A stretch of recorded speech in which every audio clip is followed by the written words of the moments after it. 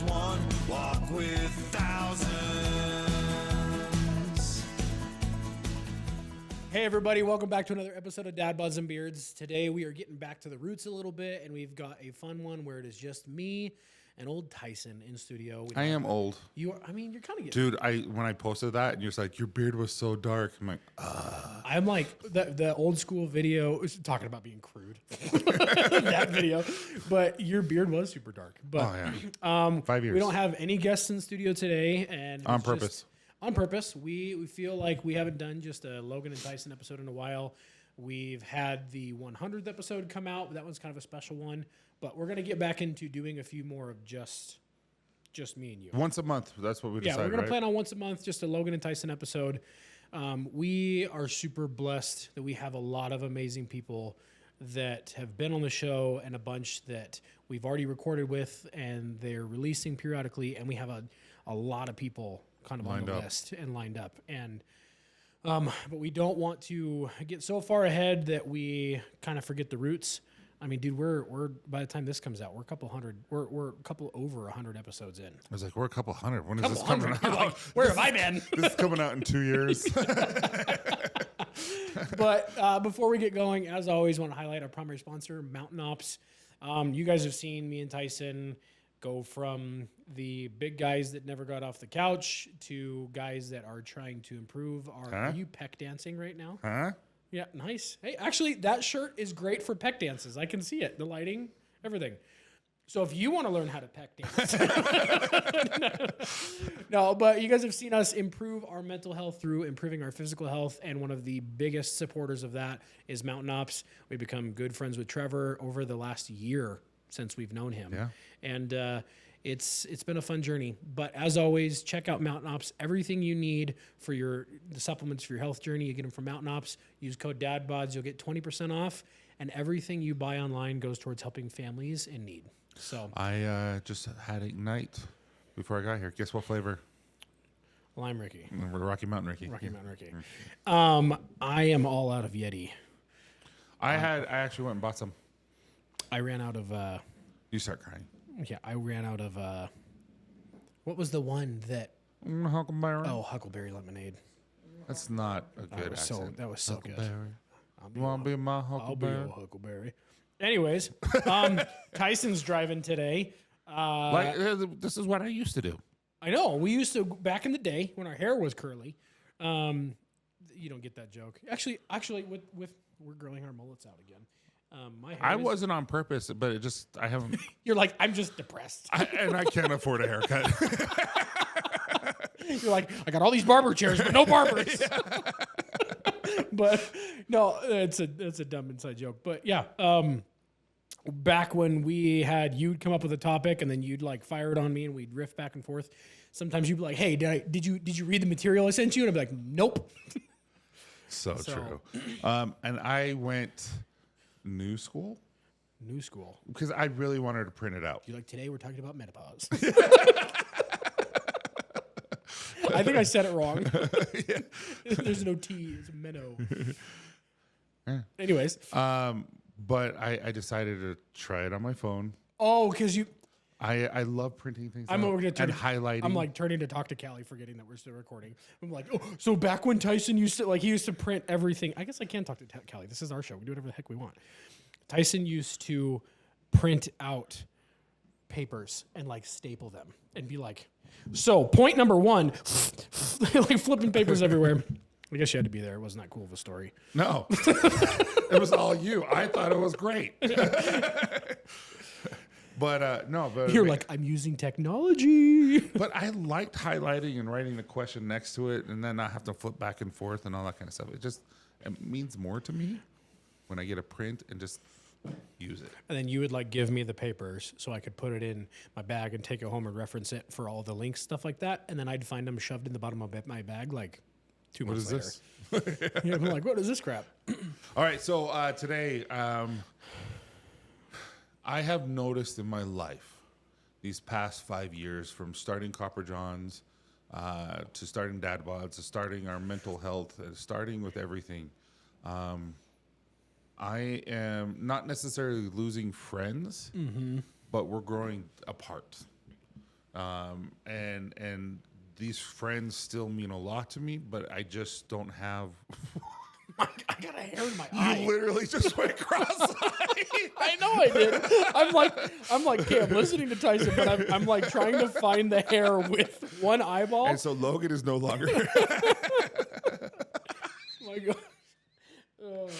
I'm like trying to find the hair, and I'm like, He's like literally went cross-eyed. But, are you okay? Like, my what's gosh. going on? You know what they say about like antidepressants and SSRIs and heat are like not a good combination. That, and I guess throwing some Celsius down your gullet too is maybe like, Man. okay, we're back on track. I got the hair. Hey, So congratulations. you've lost friends. I wouldn't say lost friends. I have grown apart from them where it's okay if I don't talk to them. Yeah. And if I see them, I'll be cordial, but the connection isn't there anymore. Like the closeness isn't like, it's almost like, hey, Tyson, you want to go do this? And you're like, ugh. It's just another thing rather than like, ooh, that'd be fun. Yeah, like you still have love for them. Yeah. And you would still love to hang out with them. It's just there's so many things on the docket that it's hard to kind of make the time. I mean, it Or sounds worse want than it to is. make the time. Yeah. No, I get that. Like, it's like I have blogs I have to write twice a week for Copper Johns. I have content I have to make every day. We have this. We have meetings like for I Love You Bro now. We're going to I Love You Bro. You're going to be a substitute, right? And I'm going to be a substitute Group leader. for the group leader to help kind of facilitate that, which, by the way, was amazing. I'm so grateful that we got to go to that. Yeah, we haven't had Joe on the show yet. And we'll probably move his episode up before this one just for the importance factor. Yeah. But yeah, the I Love You Bro project, it is a dad bod's mission to help get that. Well, tell them kind of why, because you and I, from the get-go, we wanted to create a group Yeah. to help grow and help create the brotherhood and help men who are struggling to be able to come together and communicate their struggles and all that kind of, that's what they do. Yeah. And so we thought, So we're like, let's just join forces. Instead of trying to create a men's support group, we just paired up with one that was already pumping. That and we do what we're good at and they do what they're good at, and we just kind of collaborate we just together. struck a chord right away with Joe, and he became a brother super quick. And so Tyson is going to be participating in one of the ones up here on the northern side Yep. of the valleys, and I'm going to be participating in the ones on the south side of the valleys. And our goal is to help get I Love You Bro outside of Utah because it is so impactful. Yeah. Sorry to sidetrack that, but No, but that's what, excuse me, but that's what I mean is like we have limited resources of our time. Yeah. And so with my family, needing to spend time with my family, like it's a must. It's a huge priority of mine. Like we went on a 4-hour hike on Saturday. yeah, dude, that's It was so much fun. We went up the Snow Basin, the face of it, like it didn't realize what we were doing, up the face of the mountain to get to where we were hiking. And I was like, if this is the hike, this is the worst thing in the world. It was rough. Yeah. Because it's where the Black Diamond is. I mean, it was like this to get where we went. And then, but it was fun. Like I was out of breath. I had to like, okay, this is harder than running. But anyway, point being is, I got to go hiking with my family because that's important to me. Candace wants to go hiking once a week as a family while it's warm, and we love that. We bring a little picnic with the kids. We bring drinks, all that kind of stuff. I'm, of course, the one who's carrying it all. Yeah. Hashtag pack mule. But by the way, it's really cute when your daughter's super thirsty and you have a little straw out of your backpack. And, Oh, yeah. and she's like a little bunny. it is so freaking cute. My wife and I were just looking at each other. We were just like, oh. Because you just got to enjoy the times when. So essentially, like everybody else, you as time progresses, so does responsibilities and priorities change. And I mean, we were talking about this kind of earlier, prepping for this episode. Not only do you have a full-time job, but you have Copper Johns that is in its 5th year and growing like crazy. But with more time comes more stress, and more involvement. And then you have dad You saw bods. it today with Robert's. So today, Robert Mulling came out with 1% Fitness, and I saw my face. I'm like, you guys need to warn me, Yeah. Oh, editing that one, I'm like, man, I look terrible. dude. I Just look the like stresses? I know. I look like I was like which I was, and it's been really rough. But it was just like, Ooh, I didn't know it was that bad. Well, then that's what kind of what we're talking about is that like things change, priorities change, stress levels change, and you get some people that don't understand that because they maybe have different priorities, different stress levels, different things going on in their life, and they are more reliant on people. Well, this is kind of what we're going to talk about. Okay, hit me with it. Yeah, so this is by Mariana Bakrova. Cool. I apologize if I pronounced her name wrong. I just have this random thought of like this lady, Mariana's just sitting there. She's like, oh.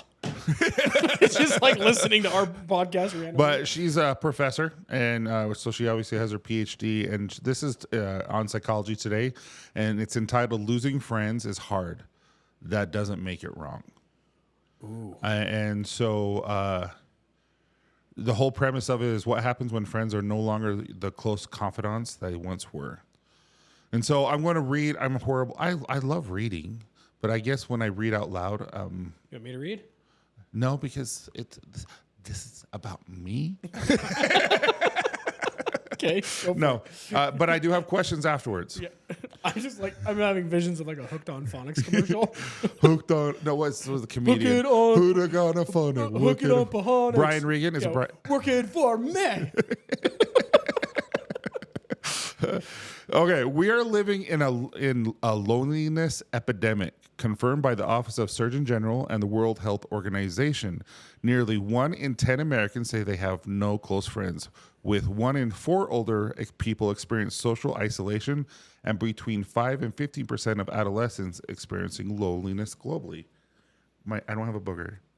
Okay. I have a mustache hair that's going up my nose. Is and that itches. in the article? It is. It was weird that she said that. Yeah.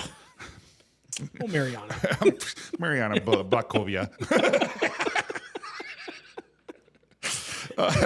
So in recent years, I have noticed an increase in my own students questions centered around the painful, often shame-laden topic of outgrowing friends, losing friends, or experiencing friend breakups. It would seem that there is something deep inside of us that makes parting with friends a painful experience. So much, in fact, that it can feel wrong. This might be because evolutionary psychology suggests that we have evolved as social species relying on one another for survival. So with that being said, have you ever had a friendship that slowly faded over time and you weren't even sure why, and how did this affect you? And was it pretty hard? Are you asking me? Yes. Yeah, I think everybody has friendships that I think friendships kind of come and go at different times, right? Uh-huh. I think everybody has, at least I would hope that everybody has, at least that one friend that you can go years without seeing them. And then it's like the minute you see them, it's like you're taken right back to the good old days. Yeah. I have my friend Jonathan I grew up with. We literally been friends since we were 4 years old. He lives here in Salt Lake. And every now and then we meet up for lunch. We've been like, my mom used to nanny him. Like he was at my house every single day. We were friends all the way through elementary, middle, high school. And then, before Chelsea and I got married, and, Uncle Johnny every now and then sees the kids. But is he okay? Huh? Is Johnny okay? Yeah. Is he okay, Johnny? That's not the song. Oh, isn't it? No. What's that song? Are you talking about the Michael Jackson song? Johnny, you okay? You okay, Johnny? I'm not even going to tell you the correct answer. Oh, fart. What is it? This is so ADHD moment. I'm slightly disappointed. It's not even a J. It's not? No, it's Annie. Annie, that's right. All right, carry on. I feel like we have to shut the episode down. Anyways, Johnny is okay. But yeah, no, every now and then we meet up and go to lunch and we hang out, and it ends up being like 3 hours. We're sitting there chatting. He and I, we have different lives. We have different, avenues, different priorities, different all kinds of stuff, right? But he's somebody that I know no matter what, we sit down and we're gonna connect instantly, riff off of stuff, and it's just he's a brother from another mother. Like he will always be my best friend from childhood, and one of my best friends that I could text him right now and be like, "Hey, dude, how you been? Oh, good. And we Is he the one that I talked to via text message? I don't think so. Okay. And then obviously there's you, and then there's like the people that you spend a lot of your time with, right? And then there's a handful of buddies that I can. I mean, there's high school friends, friends like that. You still didn't answer the question. What? Okay, here's the question.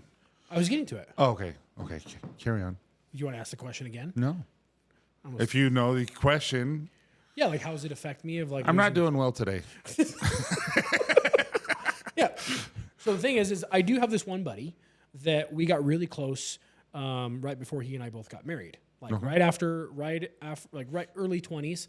Started hanging out through some mutual friends, and he's a big dude, loved lifting weights together. We worked together for a long time.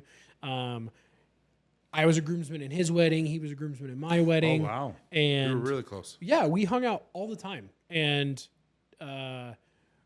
you just kind of drift apart. Mm-hmm. Not because you have any kind of fallout, but he's got a whole slew of kids. He is a correctional officer out in California now. One of his little boys went through, he battled cancer a couple of times, and just life happens. I mean, especially if you kind of follow a little bit more of a traditional route, so to speak, where you have kids or you get married or you just progress on in life and things like that. Sometimes you just don't have time. Like you said, you don't have time for certain people. And I think about him from time to time when you get those little like memory spikes. I'll see his stuff on social media, like it, Mm-hmm. Every now and then we'll get like a birthday text or something like that. But it's kind of weird when you think about it of like, man, I used to talk every single day. Yeah. We used to hang out all the time. And there really wasn't a fallout. It was you moved to California, I stayed here in Utah, and then I moved here, you moved there. We didn't really have time. And that one I think is more kind of like that kind of sucks. And then you can meet up with them I think you meet up with them, check in. But I wouldn't say it's really like affected me. Like I'm not like sad. I'm not like depressed about it, but I'm just kind of like, I wonder how they're doing. Yeah. Well, because you grow out of it. Have you ever had someone that is almost more jealous of where you've become or who have you become and all that kind of stuff? So they're a little bit more maybe passive aggressive, a little bit more, what are you forgetting about me? What was me type of mentality towards you now compared to where they were, 4 or 5 years ago? Well, what I've learned about relationships, and I obviously am not an expert in any way, shape, or form, is that it is a series of give and take, right?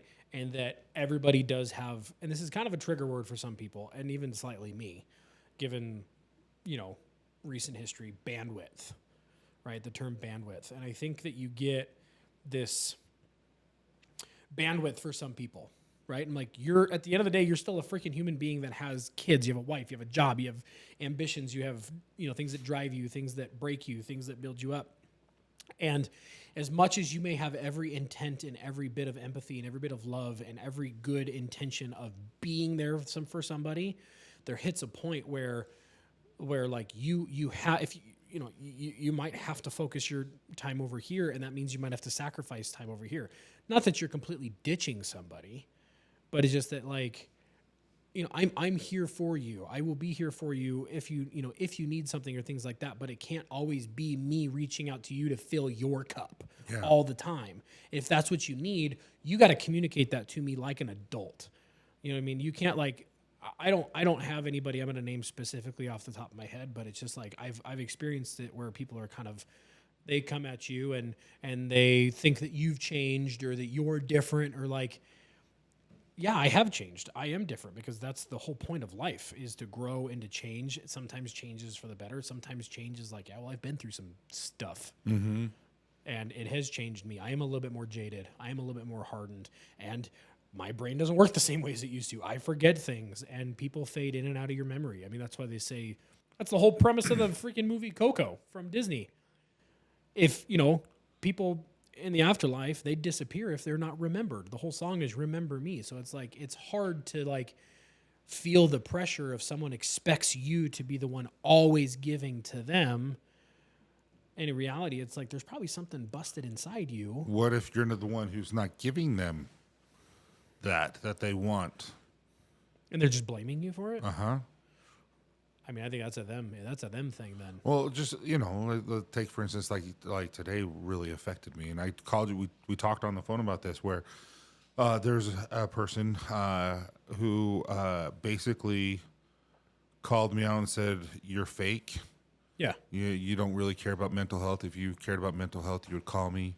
And then just continue to be passive aggressive and putting comments under the posts and stuff like that. I'm like, dude, what is up? I mean, it's just, I think it's like, And it kind of hurt my feelings because I'm like, I'm not fake, but at the same time, I'm like, I don't really want to associate myself with people who are always being put me down. I don't want to be around people who are putting me down. I think that's textbook when it comes to somebody who has something busted inside them that they have to tear somebody else down, and that Or they're as a super fully grown adult. But then what if they're just super lonely and they're just that they don't know how to reach out? Then do I need to be that bigger person and say, hey, let's talk? No, then I'd say be an adult instead of making a passive aggressive comment of how they think you used to be. Be the adult and be like, hey, Tyson, I really miss when it used to be like this, and I've been going through this. It would really help me if you and I talked more about this. Mm-hmm. But the passive-aggressive high school, junior high, teenage comments from a fully grown adult is, like, in my opinion, it's unacceptable. You've been through some super hard stuff. So have I. Yeah. We know 100+ people who have. How you treat other people, regardless of what's going on in your life, says so much about your character. Even if you really need something from that person, if your way of getting that from someone is by guilting them or giving them passive-aggressive comments, I'm like, then all that there's someone who's going to be doing, they're going to be reaching out to you out of obligation, and that's not an authentic relationship. Yeah. That's like, okay, what do you need? Like, well, for instance, Candace, I told Candace the other day, now this isn't being passive aggressive because it's kind of what you were saying. I told Candace, I'm like, look, I need this from us. I need our relationship to be like this. And I'm like, I don't know what you're thinking. I don't know what you're thinking. So if you want me to do something in the house that I'm not doing, I have a list of things that I need to do. If that's not on the list, I don't know. Yeah. And so you need to tell me this is a priority. And then she didn't say this, but it's like, but then I just want you to do it. I just want you. Well, she did say that, but I just want you to do it. I'm like, but I don't know if to do it if I don't know that's what you're thinking. And so in my mind, I'm like, if you love me, which you do, tell me what you're thinking so I can express that love to you how you need it. It's okay that you told me that's what you need, because how would I know if you don't tell me? And so I feel like as friendships are, like, hey, I'm struggling right now, and this is why I'm struggling. I think that's great, instead of saying, well, you're changed. Well, and I think what the problem is that people have with relationships and friendships is that we fill in the blanks a lot. We're all guilty of it. Yeah. And I don't mean to say what I said earlier as kind of like this cold-hearted thing, but we've talked about the fact that redefining masculinity and everything that we're doing is that it's not the too soft versus the too toxic. It's a perfect culmination of both. It's feeling enough empathy and emotional intelligence to connect with people and see people as they are and hope the best for them and yourself, and be vulnerable, but also still using that masculine drive to get stuff done and realize that there is a problem that needs to be fixed. 9 times out of 10, that problem is internal. The way that you treat other people, the way that you see other people, and the way you react to other people is all literally a mirror image about how you're doing on the inside. So if you're seeking external validation from somebody and you're blaming them for not giving that to you, I'm not a psychologist, but I'm pretty sure, at least based on how I used to be, it's because I wasn't getting something that I needed on the inside from myself, which is validation, self-love, self-understanding, authenticity, being honest with myself. And so, not that I'm pointing a finger at anybody, but the thing is if you're pushing blame on somebody else for not being the way you need them to be for you, and they're not, like, you're not in a committed relationship with them, like, I think you need to check yourself a little bit. Okay, now totally opposite because of my ADHD. Okay. I always blame that. Who knows if I have it? No, I do have it. I was going to say, did you forget your doctor's appointment? Yeah. Where we've actually, like, checked that box. That's a new one. But anyway, point being is, I'm that person who isn't giving himself self-love and self-acceptance, stuff like that. So I don't like, we had a 2-mile run like before the marathon that you guys did. I didn't want to do it. Yeah. Just because I don't want to slow anyone down, or I'm embarrassed because I'm a lot slower than you. But I'm also like 100 pounds bigger than everyone else. But here's, hold on, back up. Let me interrupt you. But it's true. There's a list of reasons why you're giving why you may not be, why you don't want to hold other people back or whatever. Or like, why can't it just be like, I just don't want to do it? Yeah. Like that should be enough. Well, that was kind of the reason why I didn't want to do the 2-mile. Sure, but like all of I'm those about to are, run 13 miles. all of those are subcategories underneath why you don't want to do something, or why you didn't feel like you wanted to be involved. And that's your prerogative. Yeah. That's a boundary you can set. And not every boundary is this hard fought, emotional, like, I'm going to set a boundary because this and this and this. But I've noticed if I run with someone, I do apologize because I'm so slow. You do. Well, but that's... And I hate that I do that. But here's the thing, though, is this is one thing that I've had to learn, is that you don't have to explain your decisions as an adult to anybody other than the person that you're sharing your life with. Like, if I am not... I mean, there are people that you will, out of love and respect, you want to make sure that they know, hey, I wasn't ignoring you. I just got a lot going on. I'm sorry, I've become terrible with answering texts and calls. Yada, yada, yada. Like, you'll be like, we used to talk all the time, and now you don't ever talk to me. I'm like, I know, you don't even answer your phone anymore. But the thing is like, there are some people that are deserving of those definitions. And I'm not. Definitions, explanations. No, you are. My point being is that like, why can't it just be, hey, guys, I'm not going to make it? Yeah. We feel like we have to give people a reason why. Yeah. Right? Because you don't want to let somebody down. You want to hurt their feelings. And I think that is like a reflection on, because there's something inside us that if we were on the receiving end of that, we would want an explanation. So then we feel the need to like give it back. Mm-hmm. So kind of going back to this individual or whatever, like, to me, that just looks like somebody who has something that they need. I'm not pointing fingers. I'm not trying to beat anybody up. I'm just like speaking from my own personal experience. Like, when you're setting this level of expectations of what a relationship should be, like, that's not fun. Like, it should be authentic. And in reality, do you give up on that relationship, or do you try to help him to get over the situation he's in? I think what you have to have like a real honest conversation. You have to attempt, like because that. I hate like sometimes talking with them, because it's always just. It makes me feel bad. Like, he puts me down a lot, and it's that's where it's like, so what's the benefit of that relationship? Yeah. If you're giving someone that time, and all they're doing is taking that time to put you down, the only person who's getting anything out of that conversation is that person, because they're taking some time away from whatever else you would have put it towards.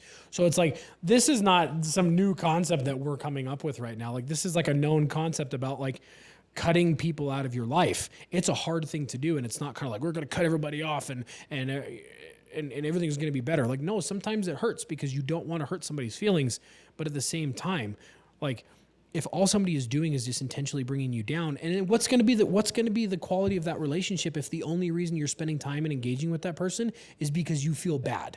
Yeah. Like, that's like a pity relationship. And I'm not tearing it down, because there's a lot of people that I probably am not giving enough attention to.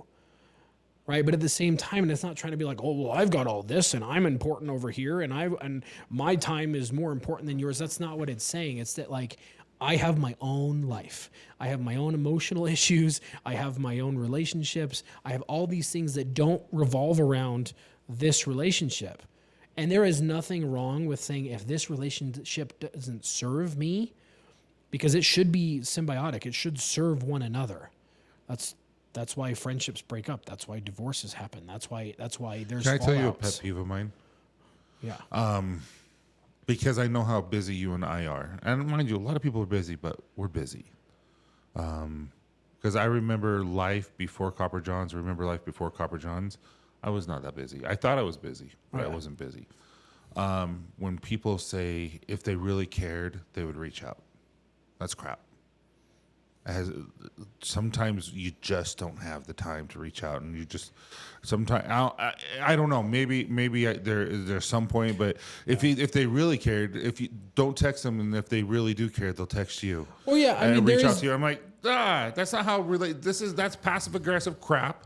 No, really, like it really infuriates me. Like, let's see if he really likes me. I'm not going to text him and see what happens. I'm like, okay, then. But at the don't same text time, me. there is a little bit of truth to that. Of like, if you are the one who is always engaging in a relationship or always making the first phone call or the first text, and you hold off on that, then that's not something that like you should be upset about. It's like that person's got, this is so much easier said than done. It kind of sounds a little bit gaggy, but it's like that person's kind of almost doing you a favor because your efforts are kind of falling on naught. Yeah. Like it's like that person is not making the effort to be in your life as well. So it's like you shouldn't have to. I mean, it's like a relationship. Like how many girls out there, how many guys out there are like begging from something from their partner? I guess I'm just looking at it from my side, my point of view, because like I was telling you, like there's some people I don't talk to ever, but I love them to death. And that's the thing. And it's just like it's not because I don't want to talk to you. It's that it's like my day is non-stop. I get to the point when I get home, if I lay down, I'm asleep. Like I don't. There's no. I'm going to just relax. Narcolepsy. Yeah, no, but like literally, I could fall asleep in seconds if you allowed me to. Yeah. And I don't think people. I don't know. Maybe I'm just thinking about on my personal side, just because I'm like, that's crap. Because I do love all these people. I just don't have time. Well, like think I about want it. to. If you and I have something that might rub the other one a little bit raw or whatever, do we ever just like sweep it under the rug? No. Exactly. And it's like, that's why I think our friendship works as well as it does is But because. we really have we ever? No. I mean, well, or more kind of like giving one another feedback. Yeah. Or like, hey, I can tell that you're pissed right now. Or I can tell you're going through this. Yeah. Or, hey, I need you to do this. And you We haven't need to done have it our yet. first argument so we can have our first makeup. Shut up. Get out of here. No, but my point being is that I'm not slamming one way or another in the sense You're just of kind showing of me like that there's a different point of view. Okay, this person has this gap. They're feeling it like it needs to be filled. Maybe it's not that person. But I mean, they could be talking this way to other people. But guilting or tearing somebody down to get what they need out of somebody, that's like textbook bad relationship advice. So how do you know when a relationship is over? But why does it have to be over? Okay. It's just setting a boundary. I mean, I think. Well, hold on, back up. There are times where it's now, whenever you do that, now all I see is cross-eyed. back up, back up. No, meaning like obviously there's cases where it's like, yeah, end the relationship. Well, it's almost like I feel like this. Block somebody. This like needs to happen. If it's detrimental to your mental health and you haven't done anything wrong and it's just nonstop, then I think that's you already know the answer to your question. Yeah. But I think it's like put the money where the mouth is, right? Like call them out. Be like, hey, if you want this from me, why do you speak to me like this? Mm-hmm. Like Which I did today. All I ever get from you is this. Like what kind? Like that is not enticing me to want to give more of my time. Like this has to be like, I don't know. It almost sounds super douchey to be like, well, you got to convince me that it's worth. That's not like convince you that your time is worth it. That's not what I'm saying. I'm just saying like, what's the quality of the relationship if somebody is guilting you to being a part of it? Like, I don't want to spend time with anybody who feels like they have to hang out with me out of obligation. Like, I don't want that. Then why did we ever hang out? It's kind of like, it's like streamers go off like, guys, he figured it out. It's been 3 years. Like, no, it's the Make-A-Wish program. Yeah. But my point being, and I don't know what this one. yeah, like it was a confetti cannon. It was. But I mean, it was a squirt gun. I'm on a little bit of a soapbox at the moment. I get that. But my point being in all this is that like, that I just... This will not be shared. We will not be taking... I think that there's a handful of people that like... that relationships are expected, but at the same time, even with a spouse or a partner or even with kids, that like... It is give and take. And we've talked about this before, that it's not always a 50-50 partnership. No. Right? Some days you're 90 and some days they're 10. And some days you're both at freaking 5%. Which we have been. And it could be, parent to child. It can be, spouse to spouse, partner to partner. It could be friends. It could be business partners. It could be acquaintances. It can be anybody. And so I think that it all comes back to introspective, like how are you looking at yourself and what are you feeling like you're missing? And if you have to go out of your way to convince someone to give that to you, then it's like the quality of that is just not going to be there. Yeah. So it's like I'm 100% a believer in the law of attraction, is that you attract the people into your life that are best suited to be members of your inner circle by being the most authentic version of yourself. And by putting out there guilt and shame and passive aggressiveness or whatever, you're repelling. Yeah. That's all that it is you're repelling people. Like you're hurting the relationship instead of like, there's times where it's kind of like, hey, what the heck happened? It could be a super honest adult conversation. Yeah. Hey, I've been going through a lot. I could really I will tell you use this. your I perspective. worry sometimes that we talk too much business. You and me? Uh-huh. Because Candace and I got to that funk a little bit where it was mostly either about our kids with a certain situation or business. And so we didn't really have any we're not like that anymore, but we were like that for a good month or so where it was just business. And we still have to talk about business. Yeah, we had a pretty bad dry spell. But you know what I mean. I know. I was just like, crap, I don't want this just to be a The working kids relationship. have really been feeling it, Tyson. Anyway. No, I know. I get what you're saying, though. But it gets to a point where it's like, are we friends or are we just business partners? And I never felt that way, but I just was like, I was worried because Candace and I were never, questioned our marriage or anything like that. But it was really, it was everybody really, goes really through hard. that. So, Everybody goes through that. needless to say, we're expecting baby number 7. Yeah, right. So we are way over that hump. But at the same time, sometimes we talk about, like, sometimes there is a time when... And you and I are adopting a child. But there's a time when it is time to move on from a relationship. Yeah. Because it is not serving one another. Like, So Aalto University in Finland and the University of Oxford said our social circles shrink and natural friendships rift can emerge in our mid to late 20s.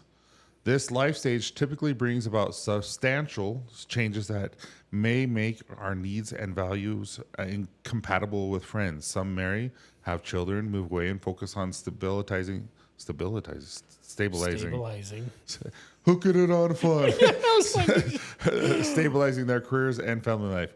While others prioritize enjoying their valuing social activities. When values change, friendships and mismatched values can feel unfulfilling and might lead to resentment. Without mutual understanding, an equal shift in values and ultimately respect, these friendships are doomed to fail. So while a friendship ending is normal and common phenomenon, why does it feel so, wrong? Simply put, because we are wired to keep connections, and the reward circuit in our brain thrives on attachment to others. So while we can understand that a low-quality friendship is no longer fulfilling, we are subconsciously wired to sustain the friendship.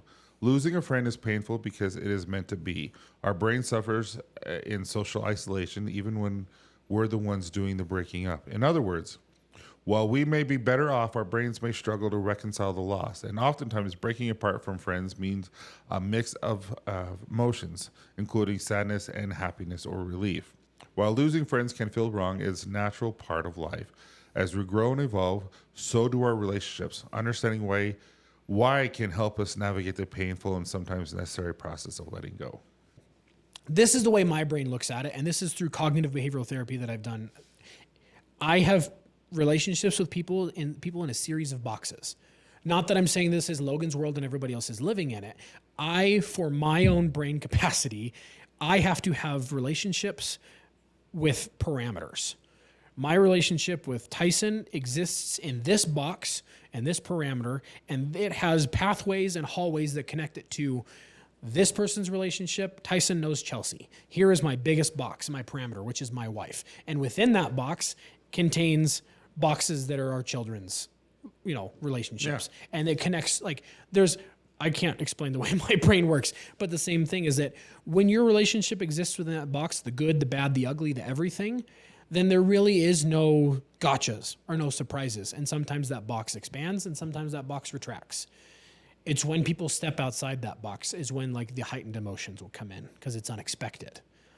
So if you build a level of expectations of what your relationship is, and this is not. Well, this is why I quit Up Close Magic. Yeah.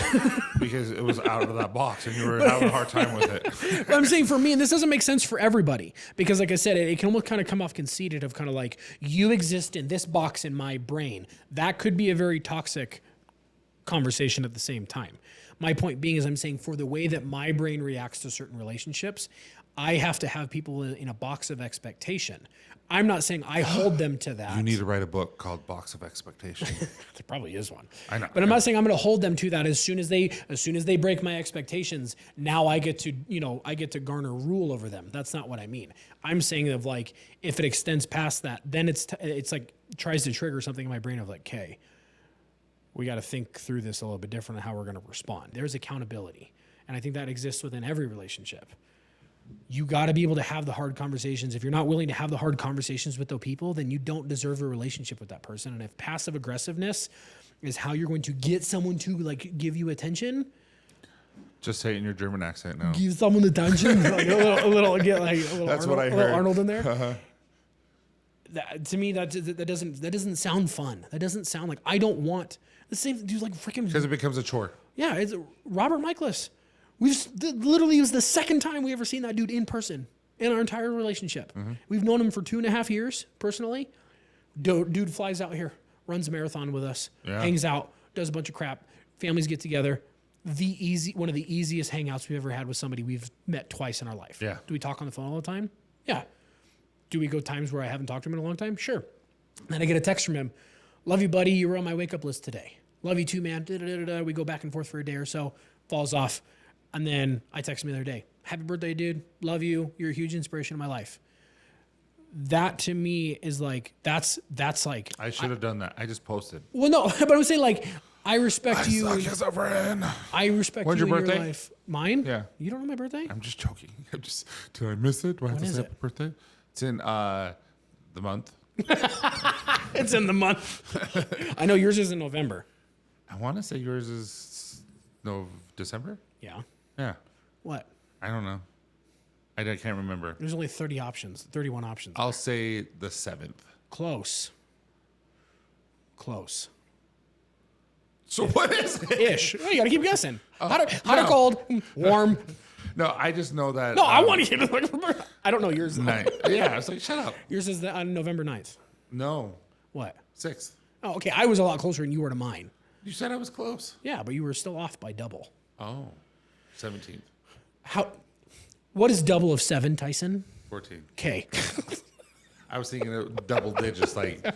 Anyways, I feel like I'm on a soapbox here. Obviously, I've got a lot going on. You've got a lot going on. These are never like these are never like 100%. These are the way to do things conversations. This is the definition of men's mental health, right? You got to fix the broken stuff inside yourself first before you can expect other people to fix things for you. Or as the scriptures would say, take the beam out of your eye before you take the sliver out of his eye. Or whatever the frig it says. Yeah, no, you got it pretty spot on. Thanks. Yeah. Take the splinter out of, The moat? Is a moat? No, moat's I don't know. Okay, anyway, last question, then we're done. What role has friendships played in your growth as a husband, father, or man? Jeez. I think they come and go at different times. Yeah. There was a time period there where I didn't hang out with anybody. Yeah. There was a time period where I went to work, went home. Yeah. And it was like an acquaintance. But it was, it shaped me. I feel like I have more friends now than I ever did. You do. I do. And I think it's because how much work we put into ourselves to try to be like authentically true to ourselves. Like I'm saying, it's that law of attraction. That But see, I still feel like I'm an introvert until I have to be an extrovert. Extrovert. I mean, I do. I feel like I think everybody has a level of introvert and extrovert. Some people just have more one or the other. Oh, so many jokes, but I won't. Yeah. But it's shaped me a lot because like for instance, I did Curtis's podcast earlier today. I was a guest on his show, and he Cute little guy. He's taller than me, but he talked about you and me for a second and like our relationship and I told him, I said, it's the little things of when I was coming through the marathon. And you waited a couple of hours after finishing the half to make sure you were there for me to watch me come through, even though you could have hopped on the bus and gone home and started your recovery. And then Chelsea is super stressed out because she's never been to a marathon finish line. She's wanting to make sure to capture moments and things like that and see me come across. And she's calling me as I'm running. And half dead on this trail. And she's like, oh, I want the kids to be able to run with you. And I want to, you're like, where do I want to be? And I'm like, babe, I have no idea. I don't even know what the finish line looks like. I'm 5 miles out and it's going to take me an hour to get there from where I'm at now. And it's just being able to like, I know you're done with the marathon. I know you're done with your half marathon. And I called you and being like, I need you to just get my kids to where they need to be. Yeah. And that was all that I had to say. And it wasn't even a thought in my mind that I couldn't trust you with my babies. Yeah. You know what I mean? That it was like, and that Chelsea, I called Chelsea back. I'm like, Tyson's going to come get the kids and he's going to walk them down almost a quarter mile from where she was at. And he's going to hang out with the kids until I get there and he's going to shovel them out to me so that they can run with me.